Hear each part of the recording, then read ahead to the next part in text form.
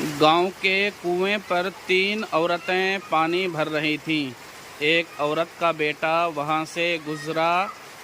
उसकी माँ बोली, वो देखो मेरा बेटा इंग्लिश मीडियम में है। थोड़ी देर बाद दूसरी औरत का लड़का गुजरा। उसकी माँ बोली, वो देखो मेरा बेटा CBSE में है। तीसरी औरत का बेटा वहाँ से गुजरा।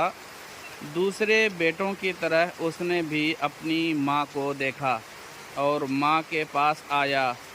पानी से भरा घड़ा उठाकर उसने अपने कंधे पर रखा। दूसरे हाथ से भरी हुई बाल्टी उठाई और माँ से बोला, चल माँ घर चल। उसकी माँ बोली, ये मेरा बेटा मदरसे में पढ़ता है।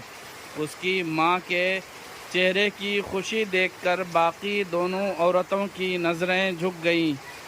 इस कहानी का मतलब सिर्फ़ ये है कि लाखों रुपए खर्च करके भी तमीज़ और अखलाक नहीं सीखे जाते। दोस्तों, इसके बारे में आपका क्या कहना है, आप हमें कमेंट करके ज़रूर बताएं। आपके कमेंट का इंतज़ार रहेगा।